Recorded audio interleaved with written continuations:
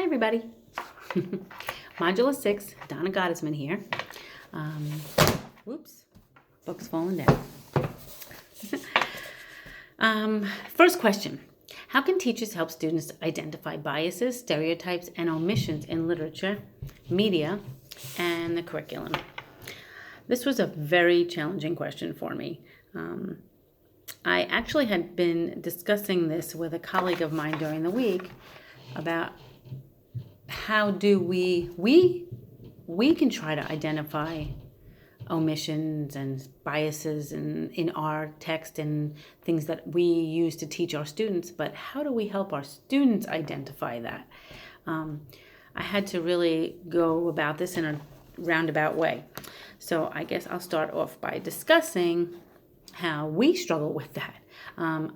Until I started taking all of these ESOL courses, never really thought about the curriculum and how we teach it and how our various students who are multicultural and culturally and linguistically diverse, how they see all this material that we present them.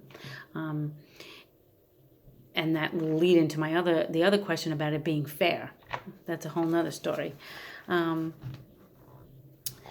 But as discussed in the article by Diane Kearns, Mission Possible, really enjoyed that article, redesigning our curriculum to meet the needs of all our students and understanding the history of multicultural education is imperative. Before we can even attempt to help our students identify this, we have to be able to do that. And we have to be able to understand what it means to present a curriculum that's well balanced for all our students, no matter whether they're special needs, learning disabilities, whether they're gifted, whether they're English language learners, it doesn't matter. We should be able to help all our students identify this. One of the findings in Kearns' article noted that although a community has a high poverty rate, most students have some access to technology or the computer, and this is I find this in our classroom as well. We have a very diverse classroom, but they do have access, and that's another way to introduce a way to help them identify by use of technology in and out of the classroom. And they see this, and they have seen it through music, through books, through poetry, journals. It's in everything that's around them. And so I'm sure, especially, they identify these things when they're 2 and 3 years old. They've seen it already by seeing how people look at them differently, or how they look at each other differently. That's how they're already identifying biases, and so it shouldn't be such a hard thing to do to help them, but it is for me. I found this very challenging. So we, as educators, have to dig deep and take a good, thorough look at how we are teaching our culturally and linguistically diverse students. And in order to help them identify these biases, and this is something that I've stated throughout this course in a lot of my modules, I'm sure you've heard me say, if we have a safe, loving, supportive environment, it will be much easier to help them to do this. Setting the tone and how you set up your classroom and how you set the tone for everything you do with your students and how you teach them, getting to know them, their backgrounds, all of that is all part of all of this. I found on page 379 of the text, it talked about, I found it very eye-opening that the article by Donovan, that racial students became significantly less interested in socializing across racial lines and less supportive of policies that reduce racial inequality. That was in that study about the learned inequality. So I found that very interesting, that these students really weren't supportive of reducing racial inequality.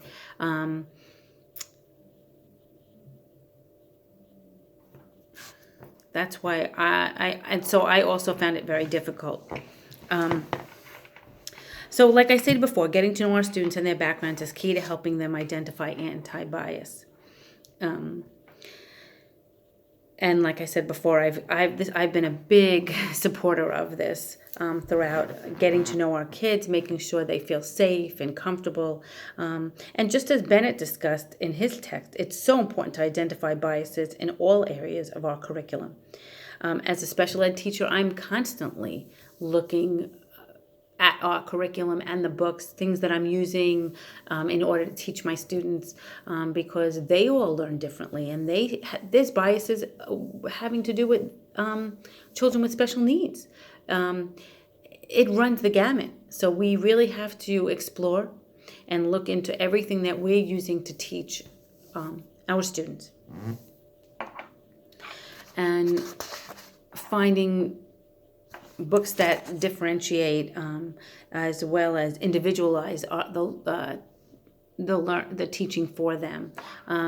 Again, going back to getting to know them, getting to know their backgrounds, getting to know their families, getting to know everything about them, is how we can help them identify biases in the curriculum. Okay, on to question 2.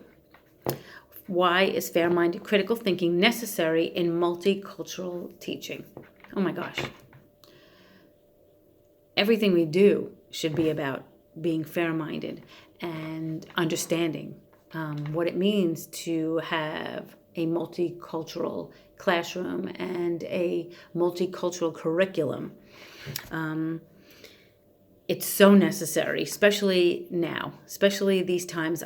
Our school has a tremendous ratio of multicultural students, as well as students with special needs, as well as gifted, as well as, speech, and we have it all. We run the gamut. So being fair and culturally multicultural minded is so important.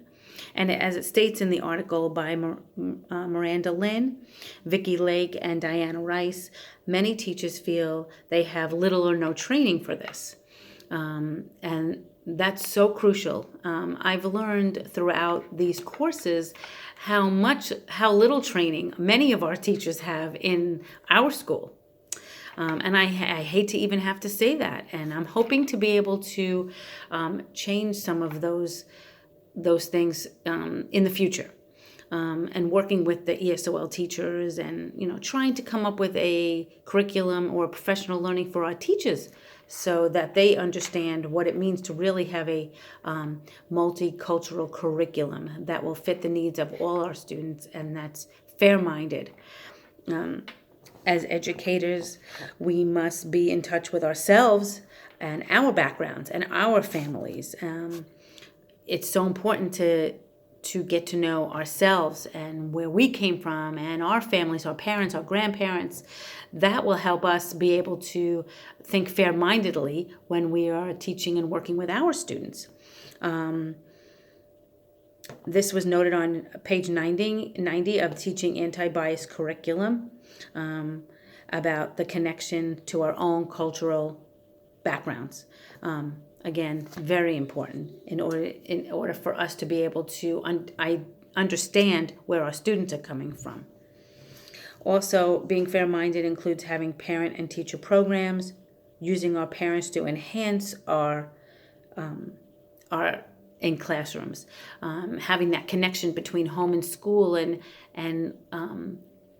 having our parents come in, and I know we've talked about this a lot through many of the assignments that we've done, but having programs, having storytelling, letting the children tell stories about their backgrounds and sharing with each other and having collaborative classrooms, and that's all part of having that fair-minded critical thinking and how necessary it is to have that kind of a classroom. So I can go on and on and on about all of this, but I'm going to end there. And that is it. I hope everybody has a great Thanksgiving break.